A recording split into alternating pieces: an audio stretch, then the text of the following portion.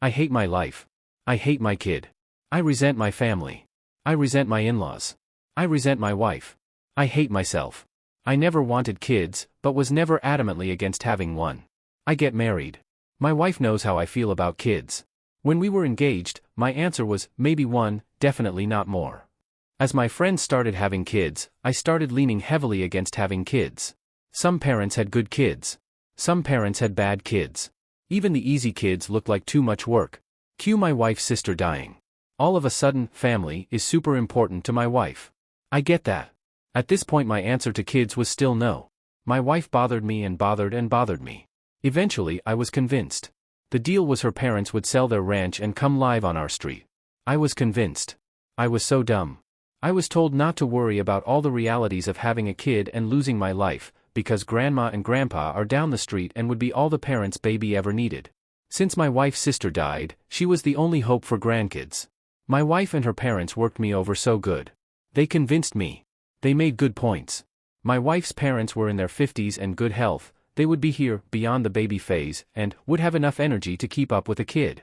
I'm shown enough Disney movies and Kodak moment and am promised that I just have to be a good dad and provider. A 1950s dad if you will, one where the mom unfairly does all the hard stuff. All the good and no bad? Cool, fine by me. Well here we are, 11 years later. My kid has ODD, which is pretty much alphabet soup for your kid being an asshole and defiant. Nothing else is wrong with them, the diagnosis is literally that they are vindictive and cruel and seek conflict. Not because they can't communicate or our hips are sensitive to stimuli, but just because. Guess what? Grandma and grandpa say the kid is too much. They haven't helped for more than a day a month in almost 7 years.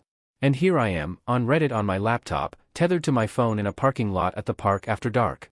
I came home from work to my son spitting on the neighbors to doorknob, his reason, get the neighbors sick. Why does he want them sick? His Amazon package got delivered to their house in the morning and they waited until evening to give it to him. Well, in returning for telling him not to do that, my son went into the attic and peed all over the one banker's box of memorabilia I have from my parents, who both died before I was 20. I left the house and am sitting in my car. I don't know if I'm coming back. And I don't want advice. This isn't lack of discipline or bad parenting. I've read every book. I've worked shifts 6 days a week for a decade to pay for tens of thousands, probably 100,000s, of therapy, behaviorists, counseling, classes. You name it. At the end of the day, it is my fault. I am so spineless. I knew I didn't want kids. I was convinced, because, well, I'm a jellyfish. And here I am. 45 years old, crying in my car in the park. My advice to other men and women out there, only have a kid if you 1000% want them. Don't listen to others when they say they'll help. They'll help if you have a happy, bubbly easygoing kid. Not if you spawn the devil himself.